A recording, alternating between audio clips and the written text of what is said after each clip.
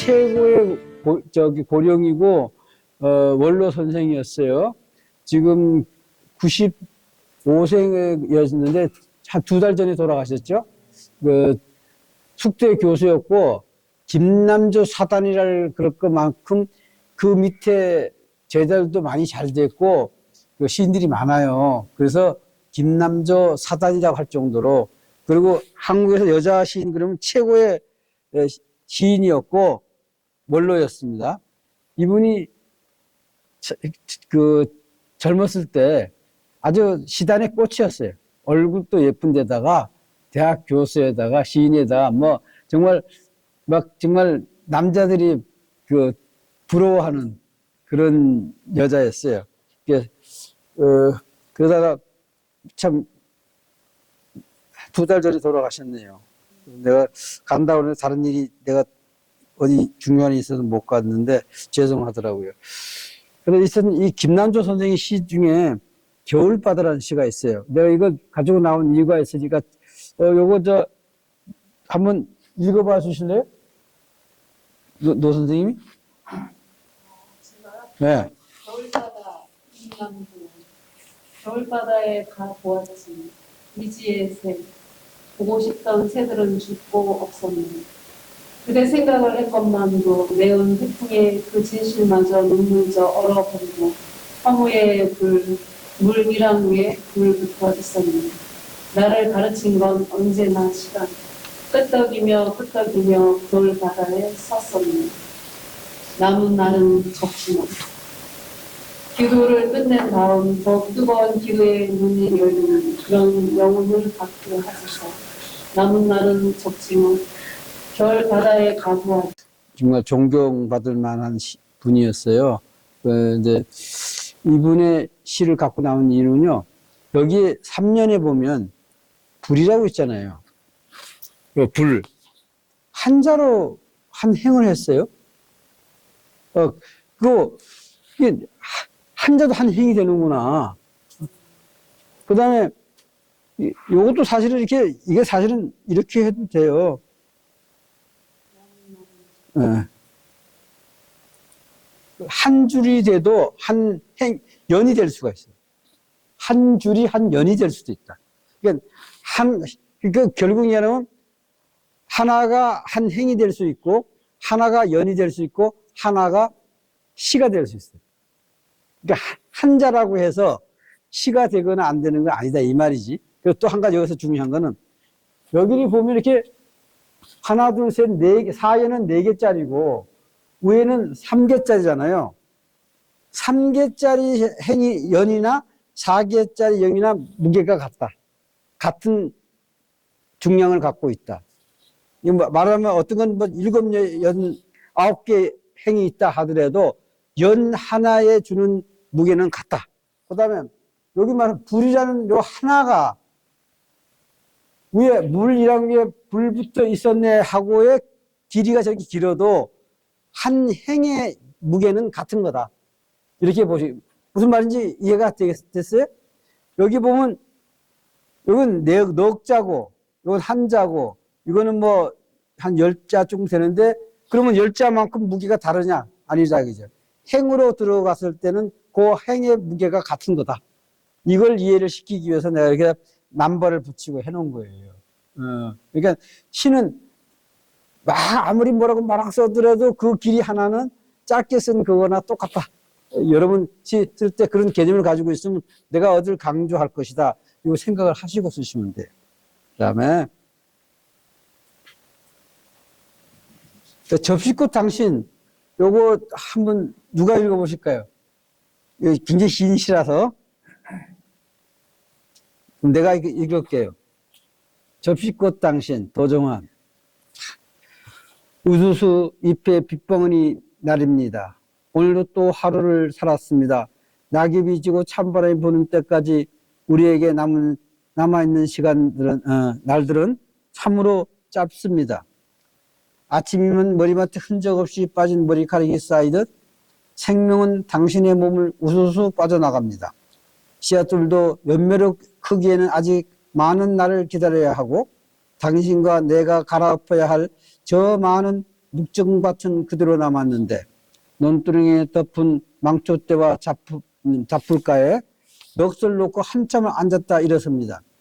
마음 놓고 큰 약 한번 보기를 주저하며 남난 살림이 한 구석을 같이 끓여오는 동안에 접시꽃 당신은 벌레 한 마리 죽을 줄 모르고 악한 얼굴 한 번 짓지 않으며 살려 했습니다. 그러나 당신과 내가 함께 받아들여야 할 남은 하루하루의 날들은 끝없이 밀려오는 가득한 먹장 구름입니다. 처음엔 접시꽃 같은 당신이 생각하며 무너지는 담벼락을 껴안듯 주체할 수 없는 신뢰로 떨려왔습니다. 그러나 이것이 우리에게 최선의 삶을 살아온 날처럼 부끄럼 없이 살아가야 한다는 마지막 말씀으로 받아들여야 함을 압니다. 우리가 버리지 못했던 보잘것없는 눈 높음과 영역까지도 이제는 스스럼 없이 버리고 내 마음의 모두들 더욱 아리고 슬픈 사람에게 줄 수 있는 날들이 짧아진 것을 아파야 합니다. 남은 날들은 참으로 짧지만 남겨진 하루하루를 마지막 날인 듯 살 수 있는 길은 우리가 곪고 썩은 상처의 가운데 있는 힘을 다해 맞서는 길입니다. 보다 큰 아픔을 안겨주고 죽어가는 사람들이 우리 주위엔 언제나 많은데 나 하나 육신이 절망과 질병으로서 쓰러져야 한다는 것이 가슴 아픈 일임을 생각해야 합니다. 콩땜한 장판길이 바래어 장판길이 아닌데 장판인데 콩땜한 장판 이 길이자가 이게 잘못 들어간 것 같아. 콩땜한 장판이 바래어가는 노란 꽃 핀 얼굴 보며 이것이 차마 입을 돌릴 수 있는 말은 아니지만 마지막 성한 몸뚱아리 어느 곳 있다면 그것조차 끼워 넣어야 살아갈 수 있는 사람에게 뿌듯이 주고 갑니다. 기꺼이 살아있는 부분도 떼어주고 가는 삶을 나도 살다가 가고 싶습니다. 옥수수 입을 때리는 빗소리가 굵어집니다. 이제 또 한 번 저무는 밤을 어둠 속에서 지우지만 이 어둠이 다하고 새로 새벽이 오는 순간까지 나는 당신의 손을 잡고 당신 곁에 영원히 있습니다. 제가 이 길지만 굳이 끝까지 읽은 이유가 있어요. 이 시가 도종환 선생의 대표작이고 이걸로 인해서 도종환 선생이 정말 문단에 아주 화려하게 등장하고 국회의원까지 되고 지금도 국회의원을 하고 있습니다. 굉장히 정말 이걸로 인해서 정말 이 한 편, 그런데 물론 도종환 선생이 잘 쓴 거 많지만 이 한 편에 의해서 된 거고 여기 이 특징이 있습니다. 이게 총 몇 행이냐면 49줄이에요. 행이 49행인데 연이 없어. 내가 얘기를 하는 거야. 아까 김난조 선생은 연이 한 7개 됐는데 이건 49행이나 되면서도 연이 없어. 왜 그럴까요? 시가 뭐 다른가요? 시는 한 연으로 된 시도 있고 여러 개 된 연도 있다. 네? 그러니까 시에 뭐 연이 뭐 몇 개 있어야 되고 이런 거는 개념은 버려야 돼요. 49행이지만 하나다. 이래서 내가 연이 한 연으로 49행이 같다는 것을 말씀드리려고 이 말씀을 드리는 거예요. 자, 이제 우리가 이제 우리 문학을 얘기하다 보면 이 현재 글로 돼 있잖아요. 이게 지금 글로 돼 있지만 글이 없을 때는 뭐 어떻게 했을까요? 네, 구전이죠. 그래서 구전 문학이라고 하기도 하고 구비 문학이라고도 합니다. 구비자가 무슨 그냥 탑처럼 이렇게 기둥을 세우는 비자이기 때문에 말로서 세웠다 해서 구비 문학이에요.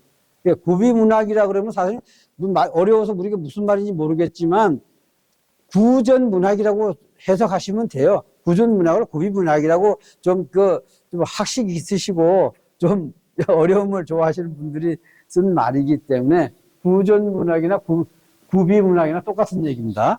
한번 구전 문학을 한번 볼게요. 여기 보면요. 구존문학을 한번, 요거는 좀, 사실은 구존문학에 대해서 설명을 하려고 그러면 이것만 해도 몇 시간을 할애해야 됩니다. 그런데 제가 자료 수집하고 정리한 이 정도만 가지고 구존문학을 이해하셨으면 좋겠어요. 글이 등장하기 전에 고대 문명은 지식, 역사, 그리고 문화적 가치를 보존하기 위해 구존을 의존했습니다. 톡톡 문화인 무속인 이야기들은 그들의 사람들의 집단, 지역의 관리인으로서의 중요한 역할을 했습니다.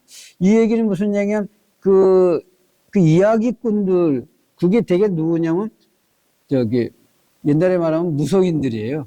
무속인들. 어? 시적인 언어와 기억력이 풍부한 매력적인 구술 서사를 통해 한 세대에서 다음 세대로 필수적인 지혜를 전수했고 초기 문학 표현의 기원을 형성했습니다. 구존 전통은 단순히 이야기를 하는 것 이상이었습니다. 그들이 뿌리와 연결하였고 그들의 정체성을 형성하고 공동체의 생명선이었습니다. 이러한 구존 이야기들은 신화, 전설, 영웅적인 이야기, 종교적 믿음, 그리고 역사적인 이야기들을 포함하여 그리고 무속적인 이야기꾼들은 이야기의 소유자임과 동시에 왜냐하면 그 안에 말들을 가만 보면 아주 참 정교하게 아름답게 만들어 놨거든.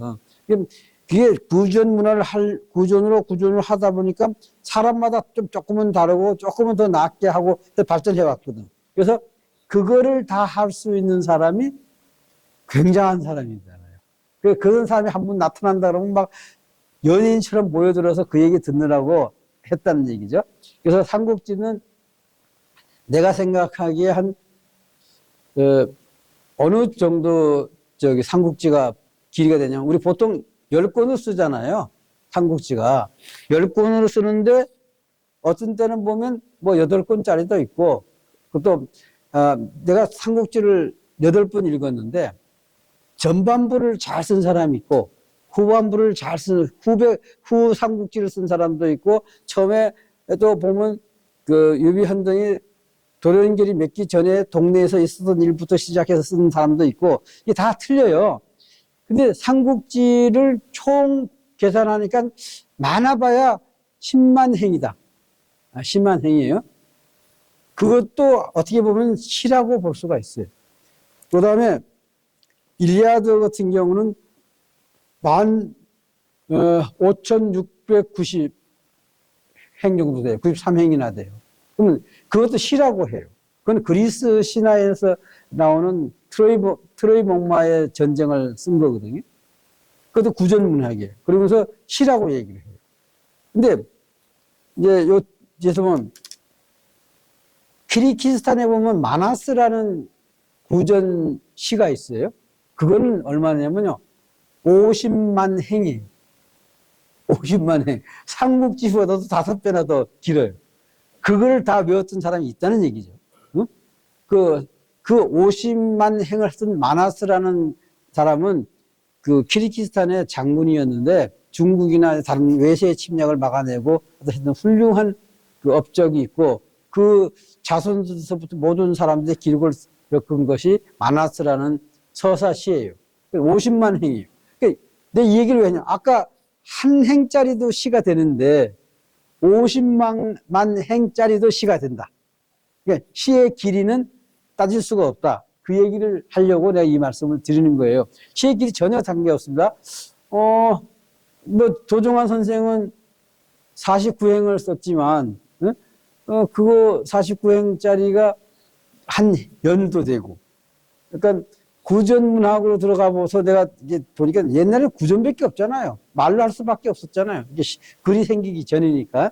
그래서 어떻게 보면 그 구전을 얘기해 줄 수 있는 그 많은 사람들이 스타였고 연예인이었어. 그 사람이 모여서 앉아서 얘기를 하면 막 사람들이 그거 들으려고 아까 마나스 같은 거 50만 행짜리를 얘기하려면 며칠이 걸리겠죠, 그거. 삼국지를 얘기하려고 해도 아마 열흘은 붙잡고 얘기를 해야 삼국지 얘기를 할 거예요. 내 문질러 속지 염장치고 전투 같은 세상 빗장거리 생을 삭히자. 아우성 치던 70년 떠나 놀파랑 보촌 수치도에서 푸덕푸덕 나는 꽁소리의 길을 열고 숨지겨 먹젖 조이던 해를 국까지 올려 고막 뚫어보자. 남과 넝쿨 기어다니며 타조알같이 숨겨는 어리어 좋은 곳 찾아 나당 닮은 우럭이랑 해넘어 곰삭은 흥실에 고쳐넣어 소반을 차리자. 곳곳 당추 받치던 지상에서 낙지같이 허물거리던 너 핏물 벗어 짬바람에 씻자. 대대로 살다 그러다 홀로 살려겨 가지란 뼈마디 보여주자. 자, 그럼 내가 처음에 촉으로 쓴 거 한번 읽어볼게요. 어떻게 들리는가 한번 보세요. 내가 이걸 보여주기 위해서 이걸 내가 한 건데. 수치는 오인을 수치도에 몰아가서 소라껍질 하나 주어 술래나 하자. 몰밭에 떠버리는 생선이나 빨아먹고 전쟁 같은 세상 폐문하고 빗정거리 생을 삭히자. 아우성 치던 70년 떠나 대대로 자라는 풀이나 뜯고 대대로 살아보자. 바다 파수선은 수치도에서 필세 숨지고 목젖 조이던 해를 국까지 올려 고막 뚫어보자. 남과 넝쿨 기어다니며 타조알같이 숨기는 어리 좋은 곳 찾아 내 집 닮은 우렁이랑 오래 묵은 흥실이에 당쳐넣어 상을 차리자. 곳곳 꽃이 받치던 지상에서 낙지같이 허물거리던 너 핏물 벗어 짬바람에 씻자. 그러다 가지런 한 뼘마디 보여주자. 두 가지 다 읽었는데요. 앞뒤에 그 느낌 어떻게 달라요? 뭐가 좀 달라집니까? 우선요,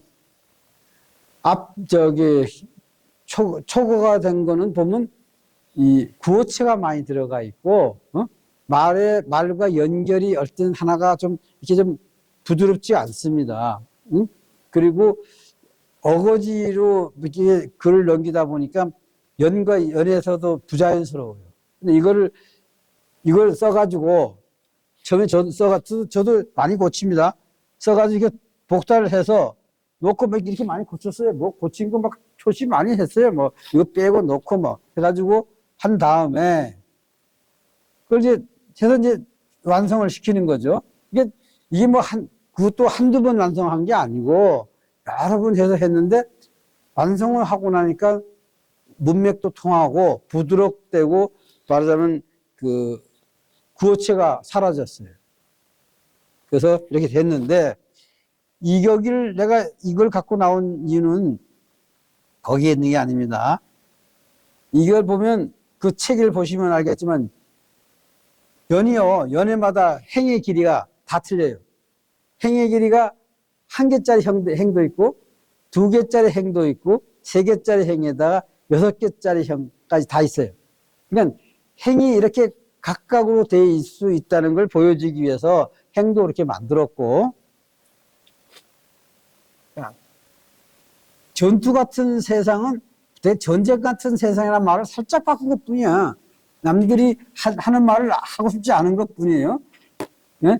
전쟁 같은 세상이라고 많이 쓰는데 그걸 전투 같은 세상으로 바꿨어요. 여기 보면 빗장거리 생을 삭히자. 빗장거리라는 말을 아시는 분. 빗장거리가 무슨 말이에요? 우리가 빗장거리 하면 빗장 거는 느낌이 들죠. 네? 그래서 전부 가두는 느낌이 들 겁니다. 근데 이 빗장거리라는 말은 문학이 어디에서 나오느냐면 씨름판에 나오는 말 중에 하나예요. 빗장거리는 이렇게 잡아서 다리를 빗장을 걸어 넘어뜨릴 때 쓰는 그 빗장거리예요. 근데 내가 거기서 쓴 이유는 그 두 가지 의미를 다 쓴 거예요. 빗장거리 생을 삭히자. 내가 나를 섬에 가두어서, 그 다음에 세상을 팽개치고, 팽개치고, 그런 뜻에서 내가 빗장거리란 말 두 의미를 다 쓴 거예요. 그게. 낙지같이 허물거리던 너. 여기서 뭐 넉이라는 말 한자로서 내가 행을 하고 해놨잖아요. 그게 하나 가지고도 행을 만들 수 있다는 것을 보여주기 위해서 한 거예요. 여기 있죠? 여기에. 네? 이게 넉이란 말을 한자 가지고 행을 만들었죠. 그걸 보여주기 위해서 그렇게 한 거고요. 핏물 벗어 짬바람 씻자.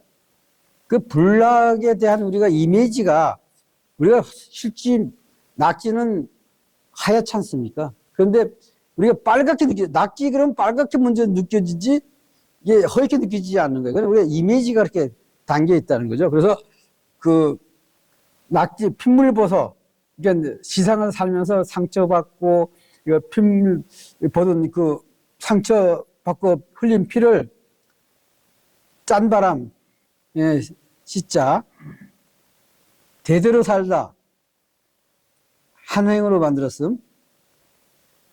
이 시는 몇 가지 장치가 되어 있습니다.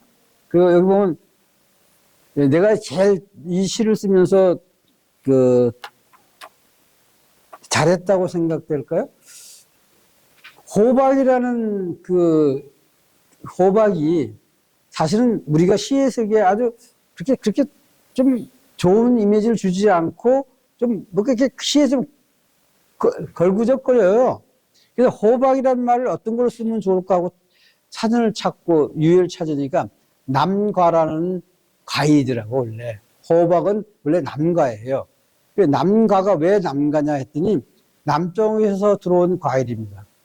호박의 원산지는 멕시코고요. 그게 스페인을 돌아서 이렇게 해서 남쪽에 일본인들이 임진왜란 때 갖고 들어왔습니다. 호박을. 그래서 근데 호박이라는 말은 또 왜 썼을까? 그래서 호박이라는 말을 찾기 위해서 뭐 서울대 교수한테도 물어보고 어원 찾는 자를 물어봤더니 아무도 아는 사람이 없어요. 왜 호박이 됐는지. 그래서 제가 찾았어요. 예를 들면 호밀, 호두, 호떡, 호박 이게 다 외부에서 들어온 것들, 우리가 한 것이 아닌 것들, 말하면 호자가 무슨 오랑캐 호자예요. 오랑캐들이 가져온 것들을 다 호자를 붙인 거예요. 예? 그러니까 그렇구나. 오랑캐 호자를 써가지고 호박이다. 이게 우리의 토속 것이 아니고 일본도 오랑캐고 여진독도 오랑캐고 중국도 오랑캐 우리 쪽에서 봤을 때는. 그래서 호밀, 그죠? 호떡, 호두, 그 다음에 여기 호박, 이게 다 외놈들이 가지고 들어온 것들이야. 그래서 호자가 돼서, 그리고 우리나라 박이 있었잖아. 그러니까 호박, 응? 외놈들이 갖고 들어온 박, 이렇게 어원이 만들어졌을 거다. 그런데 내가 이제 어떤 나중에 이제 이렇게 찾았는데 맞겠습니까? 그러니까 맞을 것 같다. 그거 뭐 다른 방법은 없다. 그게 어원일 거다. 이렇게 얘기를 하시더라고요. 근데 증명된 건 아니지만 유추해 볼 때 호박은 오랑캐 호자를 써서 이렇게 된 거다 이렇게 생각됩니다.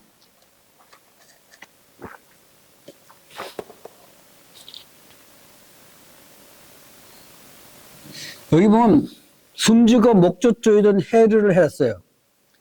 여기 해류는 뭐냐면 내가 가장 아끼던 컴포넌트가 우해를 하는 독일제가 있었어요.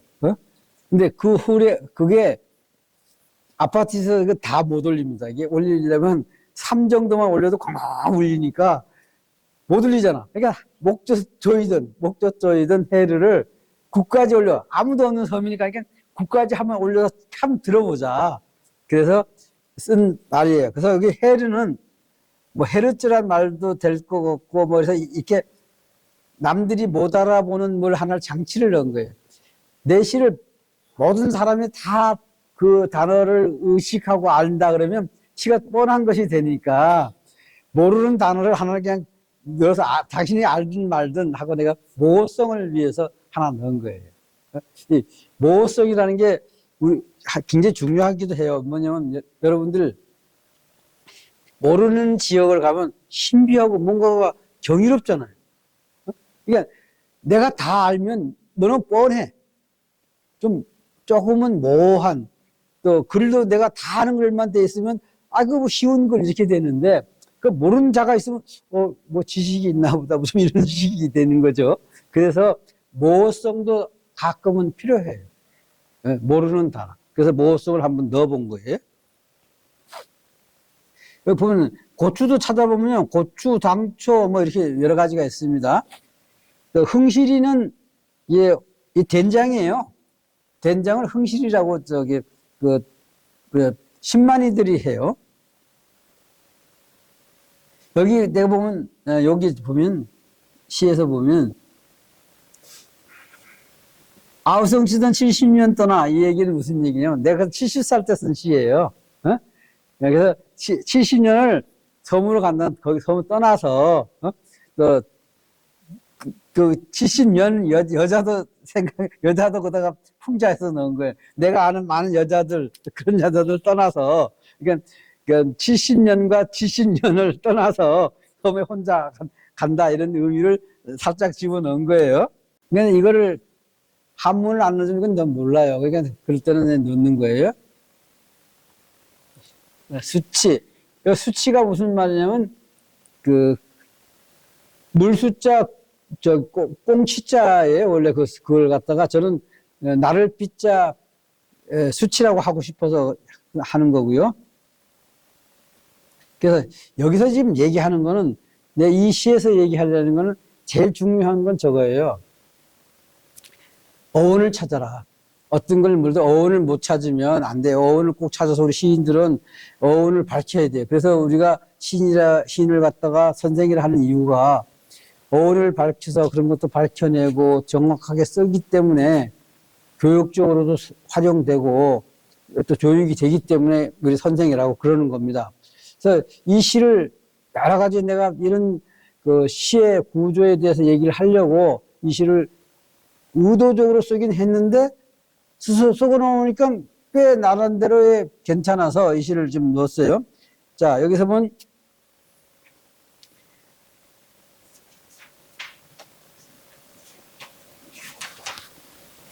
노을하고 파랑하고 어떻게 틀리죠? 이게 저는 중복해서 쓰진 않았어요. 노을하고 파랑하고. 노을은요, 파도가 이렇게 크게 치는 걸 노을이야. 노을. 파랑은 이렇게 막 파도 치는 걸 파랑이라고 그래. 그 파랑을 파도를 갖다 파랑이라고 말도 하니까. 예? 근데 그거는 같은 말이고, 노을은 이렇게 아주 크게 치는 거 있죠. 그게 노을파랑이라고 그래요. 노을. 그러니까 여기서도 보면 푸덕푸덕 난 꽁소리의 길을 열고, 꽁이 어떻습니까? 꽁이 성격이 굉장히 급합니다. 급한데 푸덕푸덕 날 수가 있나요? 못 날. 이건 내가 의성어를 잘못 넣은 거예요?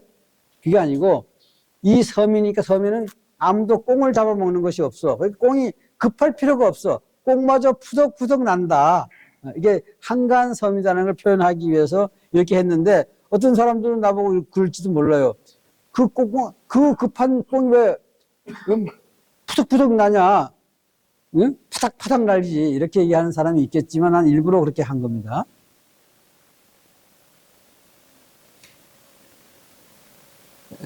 아까 남과 넝쿨 기어다니며 타조를같이 숨겨놓은, 이게 무슨 말이지? 내가 요거 좀 표현을 잘했다고 생각되는데, 보세요. 호박은 이 풀숲에 호박이 덩어리 숨겨놨잖아. 에? 그러니까 타조알 숨겨놓듯이 크기가 또 타조알 만한, 타조알 같이 그것들을 풀숲에 숨겨놨다. 그래서 남과 넝쿨 기어다니며 타조알 같이 숨겨놓은 어리어 좋은 거 찾아. 어리어 좋은 건 호박이란 말을 쓰기 싫어서 그런 거예요. 어리어 좋다는 얘기는 한문을 풀어 쓴 거예요. 호박이잖아요. 좋을 호자, 어리. 그래서 어리어 좋은 거. 그러니까 한문을 풀어 쓴 거예요. 나당 닮은 우럭이랑 소라 닮은 우럭이랑 하니까 너무 뻔한 것 같아서 나당 닮은 우럭이는 한문을 넣었습니다. 이게 아무도 알 수 없는 건 한문을 넣는 게 좋아요.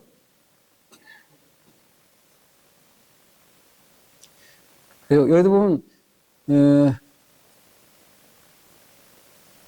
대대로, 여기 아까 넋은 일부러 내가, 이건 뭐 뒤에다 넣어도 사실은 안 될 건 없어요. 그렇지만 한 자로 행이 될 수 있다는 걸 보여주기 위해서, 이게 넋을 하나를 넣어놓으니까, 그게 좀 또 의미가 있는 것 같아요. 그래서 요걸 사실은 시쓰는 교본으로 만든 거니까 여기는 여러 가지 장치가 있습니다. 말하면 어원을 찾아라, 또 의성어도 쓸 때 그 의성어를 왜 썼는지, 응? 빠른 거는 빠른 대로, 느린 건 느린 대로 써야 되고, 또 여기서 그 모호성을 주기 위한 어떤 장치도 넣어놨고, 그다음에 이거 하면서 내가 사전을 많이 찾았어요. 그러니까 우리가 시 쓸 때 그걸 많이 찾아야 된다는 거. 여기 이것도 재밌잖아요. 아우성 70년 떠나, 예? 연하고를 나는 내 마음속에는 내 70년을 성으로 가니까 떠나. 나하고 같이 생긴 여자들도 다 떠나. 그렇게 70년이라고 한 거예요. 자, 그래서, 이 시를 가지고 쭉 보면, 이게 시도 어차피 글이기 때문에 기승전결이 다 있어요.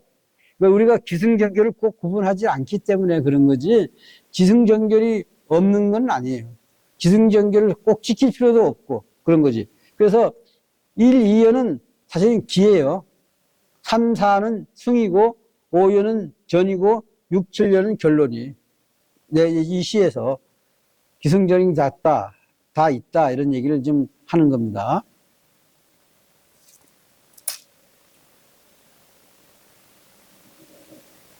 자, 시의 구조적 이해. 시의 구조는 행과 연으로 되어 있다. 행은 단어, 구절 또는 그것들을 연합으로 구성하고 되고, 연은 하나의 행 또는 행의 연합으로 구성된다. 이론상으로 한 편의 시는 하나의 단어만으로도 가능하다. 왜냐하면 한 연은 한 행으로 이루어질 수도 있고, 또 한 행은 한 단어로 이루어질 수 있기 때문이다. 아까 우리 한 행이 다 될 수 있다고 얘기했죠, 그죠? 시를 그래서 어떻게 보면 짧은 시는 점 하나로도 시가 될 수 있다. 그러니까 우리 의미가 전달될 수 있으면 다 될 수 있어요. 그러니까 그런데 그 의미를 정확하게 전달하고 감동을 주려고 그러면 한자 갖고 좀 힘들겠죠. 자, 여기서 행가리와 연가리. 시에서 행가리는 시의 이미지를 부각시키고 그 사이에 독자의 생각이 스며들게 하는 여백의 효과를 만드는데, 행가리는 한 소절이 끝나고 호흡을 쉬게 한다. 뜻이 변함을 알리는 것이다. 강조를 표현하기도 한다. 각 낱말과 각 행과 연의 분간이라는 것은 제각기 별개의 의미를 가져야 하는 것이지만, 연과 연은 각각 별개의 단위이며 동시에 연관성이 있어야 된다. 시에서 리듬감은 시행이나 연, 나눔의 표현적인 데서 드러나기보다는 음성과 착성법 그 자체에 숨어있다. 행가리는 시각적 효과를 덤으로 비춰내지만 음률성에서 큰 변을 주지 않는다. 여기서 되게 중요한 얘기는요, 저번에 내가 그 얘기 했죠. 시는 어디서부터 시점이 된다고요? 시가 되는 시점이 생각하고 말하고 글로 쓰고 행과 연으로 만들어질 때 시가 됩니다. 그 전에는 시가 아니었는데 행과 연으로 될 때가 시점이 되기 때문에 누구나 시를 쓸 수 있고, 그냥 학력도 상관없고 나이도 상관없이 쓸 수 있다. 제가 그 실험을 보여줬죠. 시가 행을 주면서 시가 되는 과정을 보여준 적 있죠. 생각나요? 한번 볼까요? 그거? 다시 한번 볼게요. 여러분들이 기억을 못 하시니까 다시 한번 볼게요.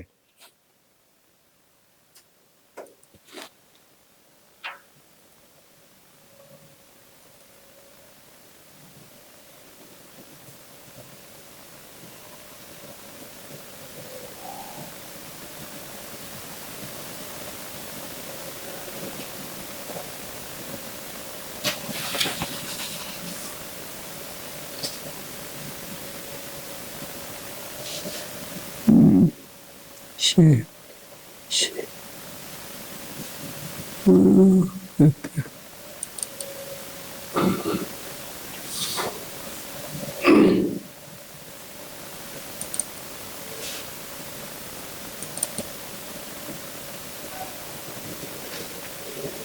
자, 이거 한번 다시 한번 볼게요.